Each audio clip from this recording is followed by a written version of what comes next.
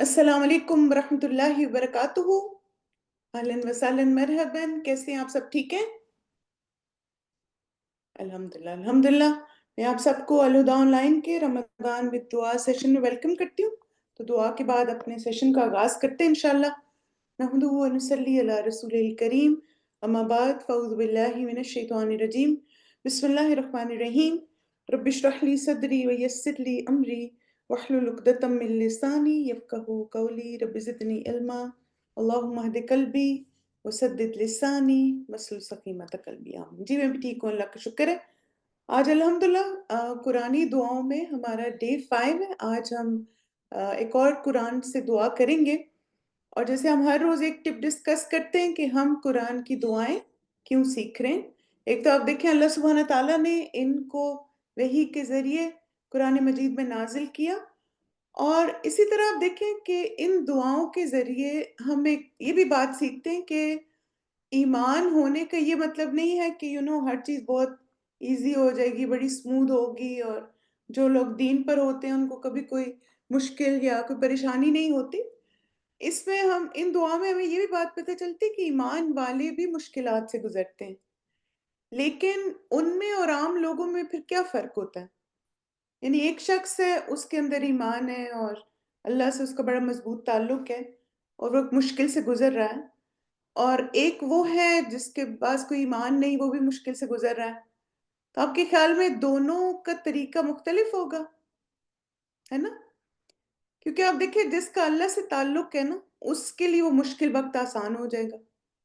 और उसे पता है कि अल्लाह ताला ने ही मुझे इससे टेस्ट किए, ये मेरे ईमान का टेस्ट है और मुझे अपने रब के और करीब होना है। बिल्कुल, सब्र और तवक्कुल के साथ वो उसको हैंडल करता है।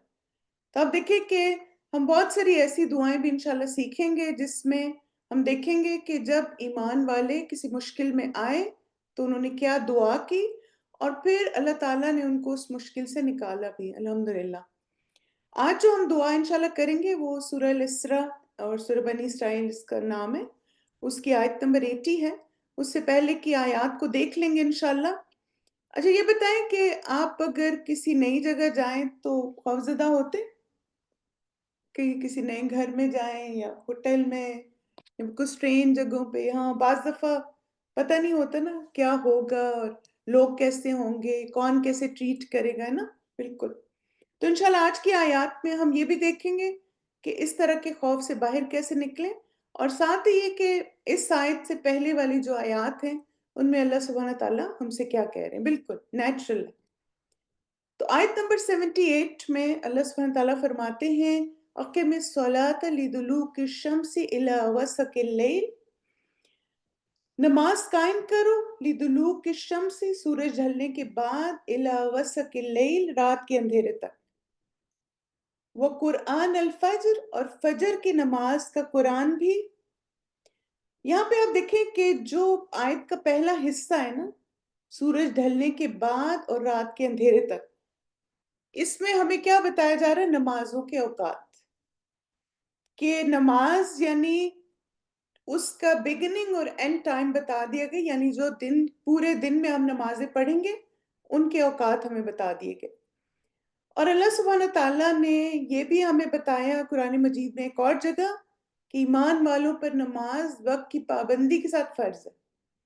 यानी ऐसे नहीं कि आप बस सूरज ढलने पे पढ़ लें और रात ढलने पे पढ़ लें। पांचों नमाजों के औकात बता दिए गए, और वो ऐसे औकात है जिनकी हमने पाबंदी करनी है। उसमें हम ऑल्टर नहीं करेंगे कि जब दिल किया ज़ोहर पढ़ लिए, यानी अब मैं बड़ी फ्रेश हूँ तो मैं अब फजर पढ़ लेती हूँ। अब बड़ी मुझे थकावट हो रही है तो आज मैं कोई नमाज नहीं पढ़ूंगी, तो हम ऐसे नहीं कर सकते। अब्दुल्ला बिन उमर से मरवी, उन्होंने कहा कि रसूलुल्लाह सल्लल्लाहु अलैहि वसल्लम मिंबर पर चढ़े और फरमाया, नहीं मैं कसम खाता हूँ, नहीं मैं कसम खाता हूँ, नहीं मैं कसम खाता हूँ। फिर नीचे उतर गए और फरमाया, खुश हो जाओ, खुश हो जाओ, बेशक जिसने 5 नमाजें पढ़ी और कबीरा गुनाहों से बचता रहा, वो जन्नत के जिस दरवाजे से चाहेगा दाखिल होगा। सुभान अल्लाह। यानी जो 5 नमाजें पढ़े पाबंदी के साथ, उसके लिए क्या खुशखबरी है? जन्नत की। और उसे ऑप्शन दिया जाएगा कि ये सारे दरवाजे जिस मर्जी से दाखिल हो जाओ। اسی طرح آپ دیکھیں کہ نماز ایک ایسی عبادت ہے جس کے لیے ہمیں فکر مند بھی ہونا چاہیے. جیسے وہ ایک کہاوت بھی ہے نا کہ نماز پڑھی ہے تو شکر کرے، نہیں پڑھی تو فکر کرے.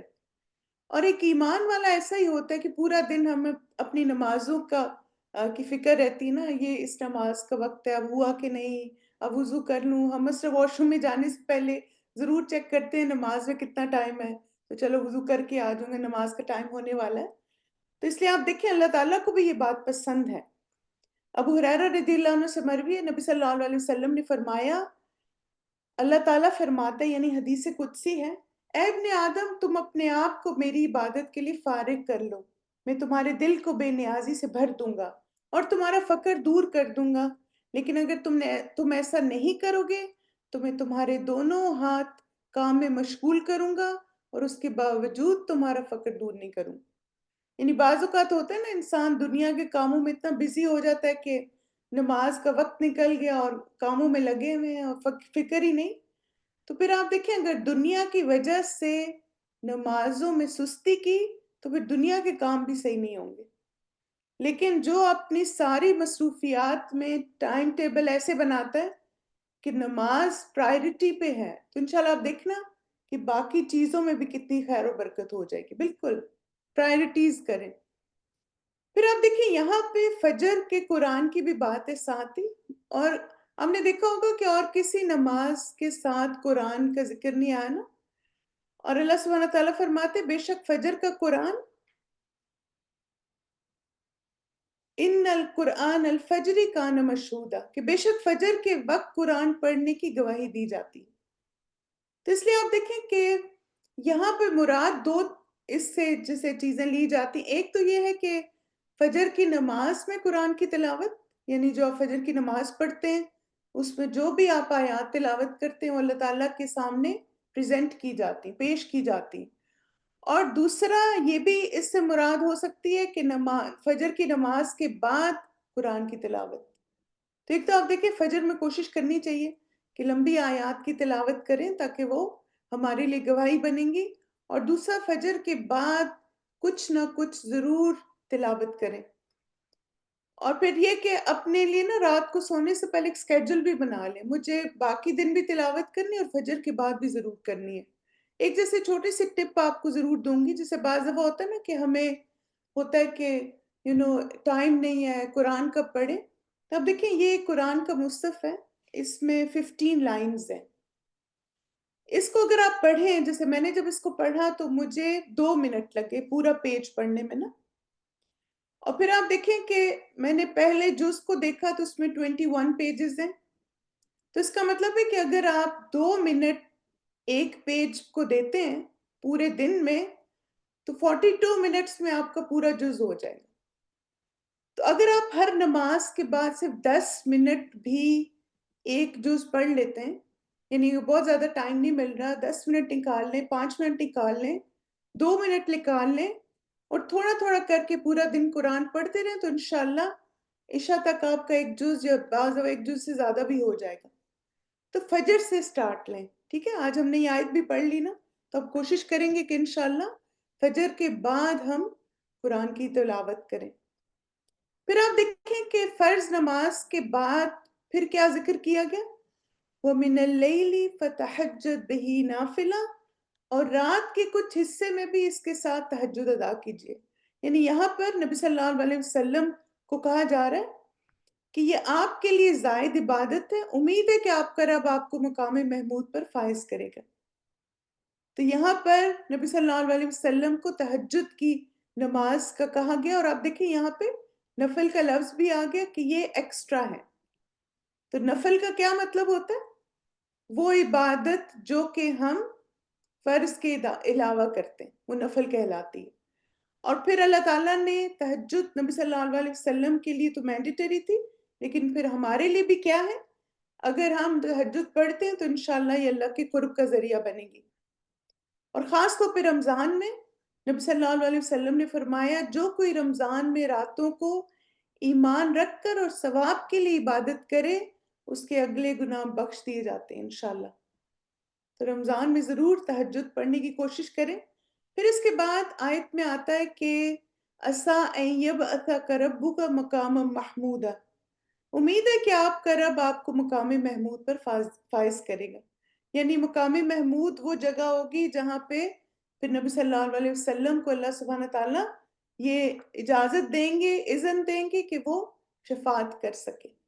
اور اگر ہم چاہتے ہیں کہ نبی صلی اللہ علیہ وسلم ہماری بھی شفاعت کریں تو پھر ہمیں کیا کرنا ہے؟ ہم نے یہ دعا مانگنی ہے. ٹھیک ہے. اے اللہ اس کامل دعوت اور قائم ہونے والی نماز کے رب محمد صلی اللہ علیہ وسلم کو وسیلہ اور فضیلت عطا فرما، انہیں مقام محمود پر مبعوث فرما جس کا ان سے وعدہ کیا گیا.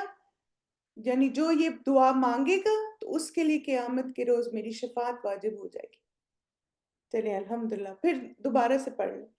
اس کے بعد اگلی آیت جو ہے وہ ہماری آج کی دعا ہے، اور اس میں اللہ سبحانہ تعالیٰ نبی صلی اللہ علیہ وسلم کو کیا کہہ رہے ہیں؟ وَقُلْ رَبِّ أَدْخِلْنِي مُدْخَلَ صِدْقٍ وَأَخْرِجْنِي مُخْرَجَ صِدْقٍ وَاجْعَلْ لِي مِن لَّدُنكَ سُلْطَانًا نَصِيرًا. میرے رب آپ مجھے داخل کر دیں سچائی کے ساتھ داخل ہونے کی جگہ پر، اور مجھے نکال دیں سچائی کے ساتھ نکالنے کی جگہ سے، اور اپنی طرف سے قوت کو میرا مددگار بنا دیں. یہ سورہ بنی اسرائیل کی آیت نمبر 80 ہے. تو اللہ سے ہر جگہ کو ہمارے لیے خیر و برکت بنانے کی یہ دعا ہے. ٹھیک ہے. تو انشاءاللہ اس دعا کی پہلے ریسائٹیشن سنتے ہیں اور پھر اس کے بعد اس کے امپورٹنٹ پوائنٹس ڈسکس کرتے ہیں انشاءاللہ. بسم اللہ.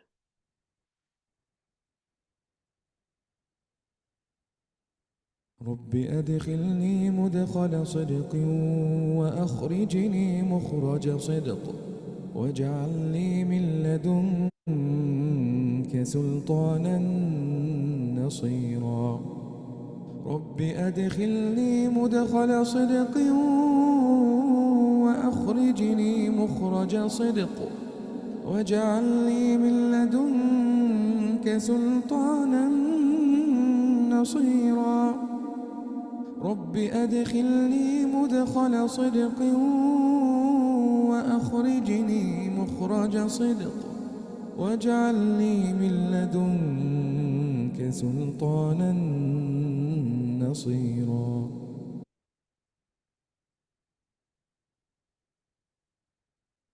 آمین. ربی ادخلنی، اے میرے رب مجھے جہاں داخل فرما، مدخل صدقن سچائی کے ساتھ داخل فرما، وَأَخْرِجْنِي مُخْرَجَ صِدْقٍ اور جہاں سے نکال سچائی سے نکال، وَاجْعَلْ لِي مِن لَّدُنْكَ اور میرے لیے اپنے پاس سے، سلطان النصیرہ ایک مددگار قوت عطا فرما. بہت پیاری دعا ہے. یہ بتائیں کہ یہ دعا کس کو سکھائی جا رہی ہے؟ کس کو کہا جا رہا ہے؟ نبی صلی اللہ علیہ وسلم کو. ٹھیک ہے. یہ دعا آپ صلی اللہ علیہ وسلم کو سکھائی جا رہی ہے. اور اس دعا کو ہم کن مسائل یا مشکلات کے حل کے لیے مانگ سکتے ہیں؟ ایک تو آپ دیکھیں کہ اگر آپ جیسے کسی جگہ جا رہے ہیں اور آپ کو لگے کہ وہاں جا کے دین پر عمل مشکل ہوگا، یا آپ مثلا وہاں پہ تو مسلمان زیادہ نہیں، وہاں مساجد نہیں، وہاں ماحول نہیں، تو اس دعا کو کثرت سے مانگیں.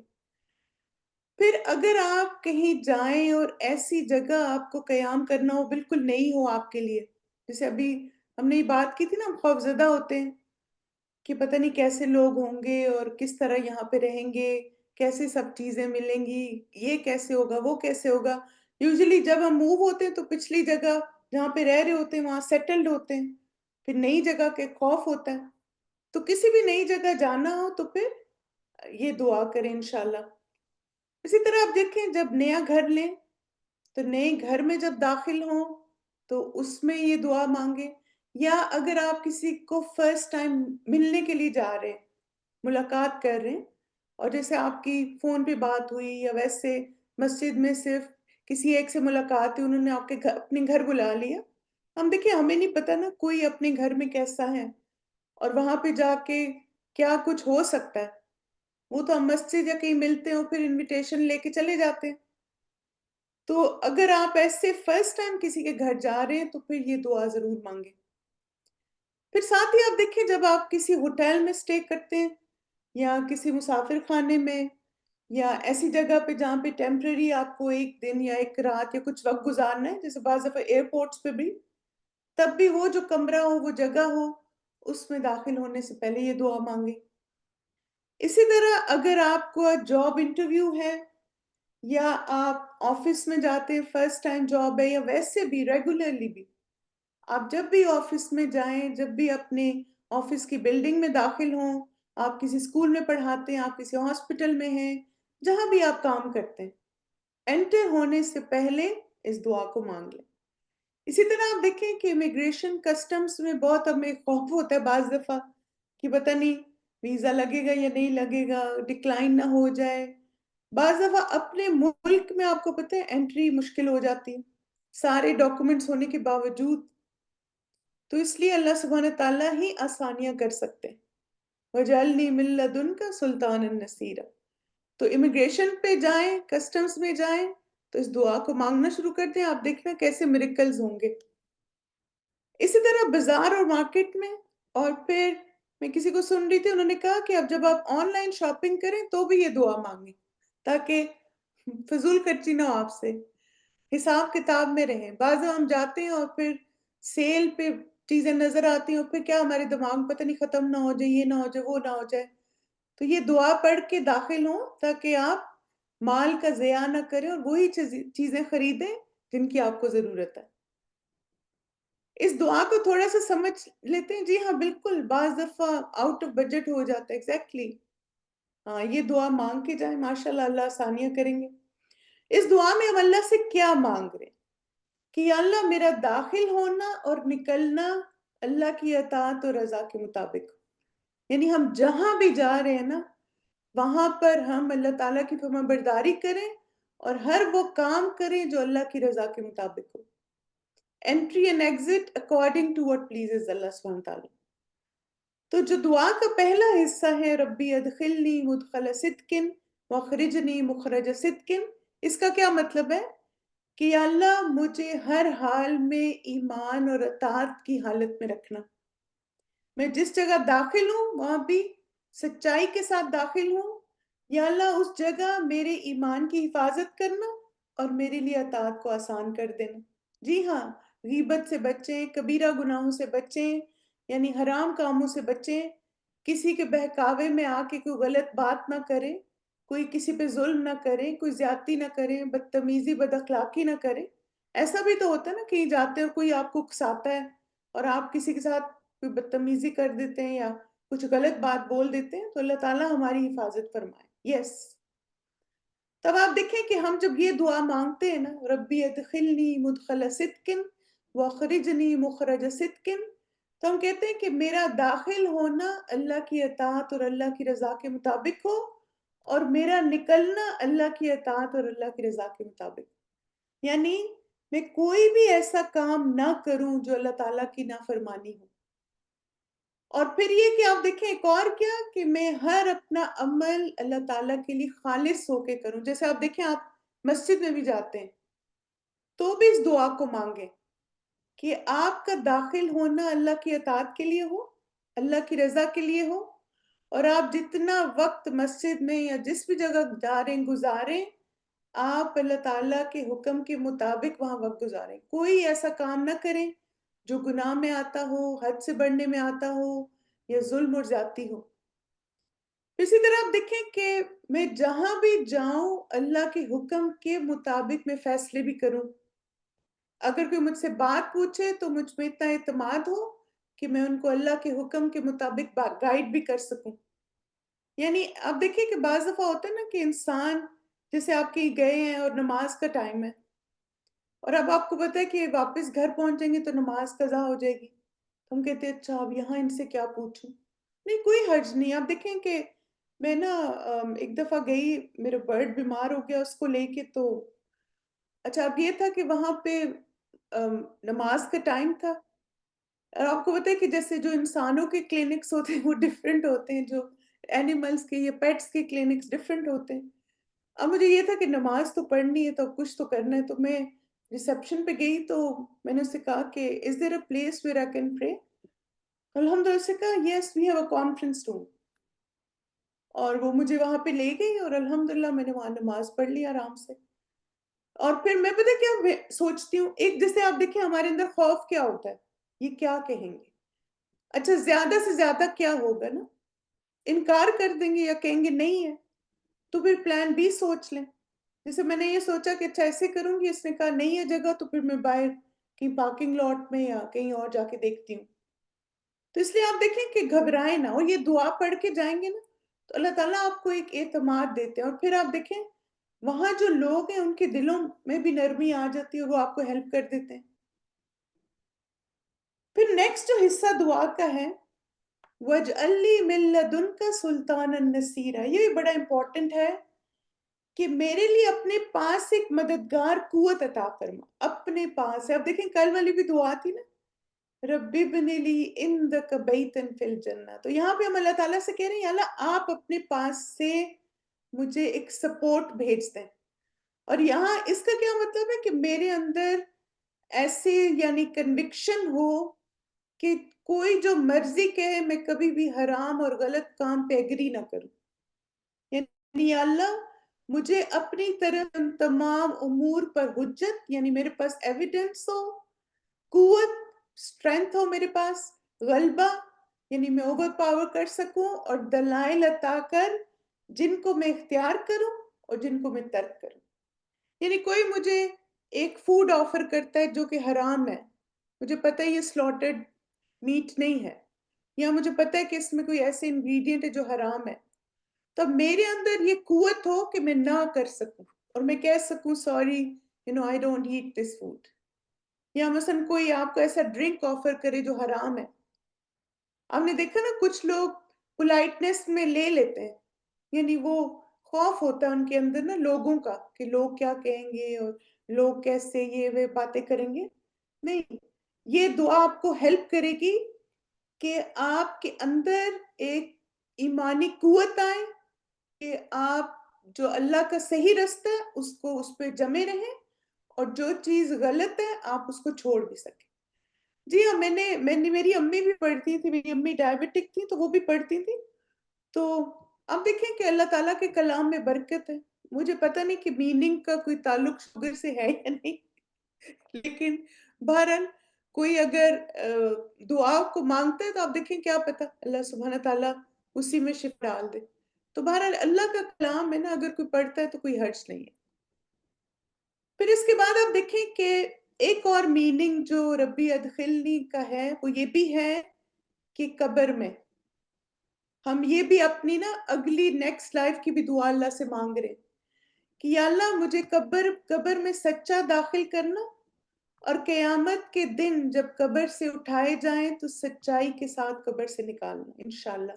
اور آپ دیکھیں یہ کب ہوگا نا، جب ہم دنیا میں اللہ تعالیٰ کی اطاعت اور فرمانبرداری کے مطابق زندگی گزاریں گے، جب دنیا میں سچ اور حق کے ساتھ زندگی گزاریں گے، تبھی تو آخرت میں یہ مقام ملے گا نا. بالکل انشاءاللہ. اب یہ کہ اس دعا میں ہمارے لیے کیا سبق ہے کہ ہر حال میں اللہ پہ توکل کرنا، ایمان کی حفاظت کرنی ہے، اللہ کی اطاعت کے لیے کوشش کرنی ہے، ہر جگہ کا اللہ کا اپنی رحمت سے خاص بنانا. آپ دیکھیں آپ کہیں بھی جاتے ہیں نا تو وہ جگہ اللہ تعالیٰ آپ کے لیے اسپیشل کر دیتے ہیں اپنی رحمت سے. اللہ پر توکل سے ایمان اور اطاعت آسان ہو جاتی ہے ہمارے لیے الحمدللہ. دنیا میں سچائی کی زندگی سے قبر کے مراحل بھی آسان ہو جائیں گے. تو اس لیے آپ دیکھیں کہ جیسے اس دعا کو جب زندگی کا حصہ بنائیں گے نا تو انشاءاللہ آپ دیکھنا کہ جہاں جہاں مشکلات ہوتی ہیں نا، خاص طور پر دین پر میں، تو اللہ تعالیٰ آپ کے لیے کیسے آسانیاں کریں گے. ربی ادخلنی مدخل صدق واخرجنی مخرج صدق واجعل لی من لدنک سلطانا نصیرا. اب یہ کہ یہ دعا کب مانگے نا، کسی بھی جگہ داخل ہونے سے پہلے، یعنی گھر میں داخل ہو رہے ہیں، ہاسپٹل میں، جاب پہ، کہیں کسی اپارٹمنٹ کو کسی کو ملنے جا رہے ہیں، کسی بھی جگہ انٹری سے پہلے آپ نے یہ دعا مانگی. ٹھیک ہے، کیونکہ انٹری اور ایگزٹ ہے نا، تو انٹر ہوتے ہوئے بھی مانگے اور ایگزٹ کرتے ہوئے بھی مانگے.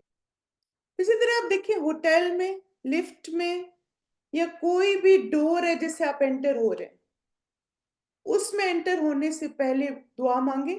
جیسے ایک سسٹر بتا رہی تھی کہ ان کو نا وہ بہت کلسٹروفوبک تھی، تو کہتی ہیں کہ مجھے نا ڈر لگتا تھا کہ لفٹ بند نہ ہو جائے، میں لفٹ میں جاؤں گی تو کہتی مجھے خوف رہتا تھا، اور کہتی جب سے یہ دعا میں نے مانگنی شروع کی الحمدللہ وہ خوف میرے اندر سے نکل گئے. میں کہتی ہوں اللہ کی حفاظت میں جا رہی ہوں.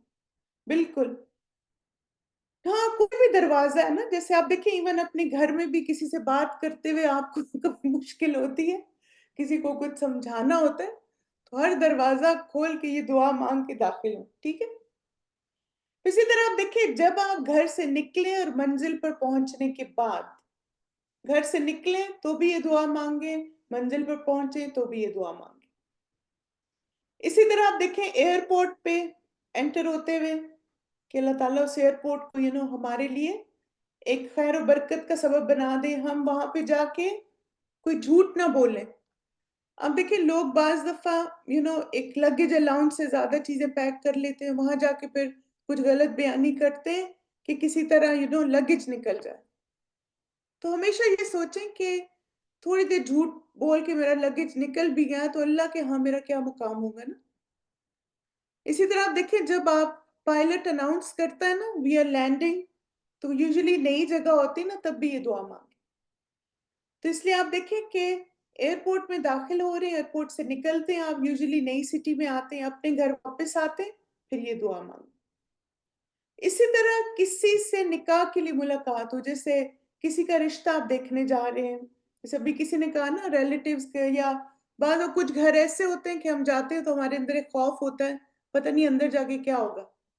تو پھر آپ کیا کریں، آپ اس دعا کو مانگیں تو انشاءاللہ آپ کا جانا بھی برکت کا سبب ہوگا. اور اگر وہ اگر بچہ بچی جس کو بھی آپ رشتے کے لیے دیکھ رہے ہیں اگر آپ کے لیے خیر و برکت کا سبب ہے تو اللہ تعالیٰ اس میں آسانی کر دیں گے انشاءاللہ. پھر اسی طرح اپنے گھر میں داخل ہوتے ہوئے یہ دعا ضرور مانگے. پھر قبولیت کے اوقات میں بھی اور جب بھی دعا مانگے تو اس کو اپنی دعاؤں میں ضرور شامل کریں، کیونکہ آپ دیکھیں کہ ہم نے اس دنیا میں اللہ تعالیٰ کی اطاعت کے مطابق زندگی گزارنی ہے نا. اور خاص طور پر یہ ان لوگوں کے لیے بہت فائدہ مند دعا ہے جن کو یہ خوف بہت رہتا ہے کہ کچھ ایسا نہ ہو جائے کہ میں عمل نہ کر سکوں. یعنی مثلا بعض ہوتا ہے نا کچھ لوگوں کو فیل ہوتا ہے کہ میں اتنی اسٹرانگ نہیں ہوں نا ایمان وائز، تو کوئی یہ نہ کہہ دے میں چھوڑ نہ دوں، یہ نہ کر دے میں چھوڑ نہ دوں. تو ایسا جب بھی کوئی خوف آئے نا آپ کے دل میں تو آپ اس دعا کو مانگنا شروع کر دیں. بالکل بعض سوشل ایگزائٹی ہوتی ہے. اب دیکھیں بعض ہم کسی جگہ جاتے ہیں اور ہمیں پتا ہوتا ہے کہ یہاں پہ نماز کا ٹائم ہے لیکن پھر ہم نماز نہیں پڑھتے تو ہم اللہ کی اطاعت نہیں کر رہے نا. تو اس لیے اسی طرح جیسے ہم نے بہت اچھا کسی نے ریمائنڈر دیا کہ ہم کہیں جاتے ہیں فرینڈس کو مل رہے ہیں ہوٹل میں یا ریسٹورنٹ میں اکٹھے ہم نے کھانا کھانا ہے یا کافی پینی ہے، تب کیا ہوتا ہے وہاں جا کے جو غیبتیں شروع ہوتی ہیں، جو گوسپ شروع ہوتی ہے، ساری نیکیاں ضائع.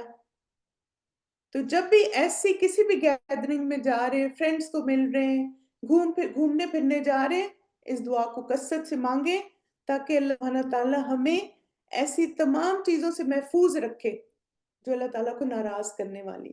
کیونکہ آپ دیکھیں موت تو کسی سے بھی آ سکتی ہے نا. تو دنیا میں سچائی پہ زندگی گزاریں تاکہ آگے ہماری منزل بھی آسان ہو انشاءاللہ. چلیں اس دعا کی ریسائٹیشن دوبارہ سنیے پھر انشاءاللہ کنکلوڈ کرتے ہیں سیشن کو. بسم اللہ. رب أدخلني مدخل صدق وأخرجني مخرج صدق واجعل لي من لدنك سلطانا نصيرا. رب أدخلني مدخل صدق وأخرجني مخرج صدق واجعل لي من لدنك سلطانا نصيرا. رب أدخلني مدخل صدق وأخرجني مخرج صدق واجعل لي من لدنك سلطانا نصيرا. اللہ سبحانہ تعالیٰ سے دعا ہے کہ اللہ سبحانہ تعالیٰ ہم جہاں بھی جائیں ہمارا وہاں جانا خیر و برکت کا سبب بنے، اور جب ہم وہاں سے نکلیں تو ہمارا وہاں سے نکلنا بھی خیر و برکت کا سبب بنے، اور جہاں بھی ہم جائیں اللہ تعالیٰ ہمیں ایک ایمانی قوت عطا فرمائے. آمین. جزاکم اللہ خیرن کثیرہ آپ سب کی پارٹیسپیشن کے لیے. اللہ سبحانہ تعالیٰ سے دعا ہے کہ اللہ تعالیٰ ہم سب کو خشوع کے ساتھ اور اخلاص اور احسان کے ساتھ دعاؤں کو مانگنے کی توفیق عطا فرمائے. ایک کوئک سا جیسے آپ کو دکھانا تھا کہ آپ میں سے کچھ لوگ پوچھتے رہتے ہیں نا ریکارڈنگز کے بارے میں، تو آپ دیکھیں کہ یہ ہمارا چینل ہے الہدا آن لائن کا. آپ اگر youtube.com/alhudaonline ٹائپ کریں نا تو یہ الہدا کا آفیشیل چینل ہے، اور اس میں یہ رمضان ود دعاز کے پلے لسٹ میں جائیں. اب دیکھیں حفظ کے سیشن ہیں، یہ ریمائنڈرز ہیں، اور یہ رمضان ود دعاز کی ساری دعاؤں کی ریکارڈنگز آپ کو یہاں مل جائیں گی. ٹھیک ہے، چلیں انشاءاللہ یہ دعا سنتے ہیں مجلس کے کفارے کی، اور پھر سبحانک اللہم و بحمدک اشہد ان لا الہ الا انت استغفرک و اتوب الیک. السلام علیکم ورحمۃ اللہ وبرکاتہ. سبحانك اللهم وبحمدك أشهد أن لا إله إلا أنت أستغفرك وأتوب إليك. سبحانك اللهم وبحمدك أشهد أن لا إله إلا أنت أستغفرك وأتوب إليك. سبحانك اللهم وبحمدك أشهد أن لا إله إلا أنت أستغفرك وأتوب إليك.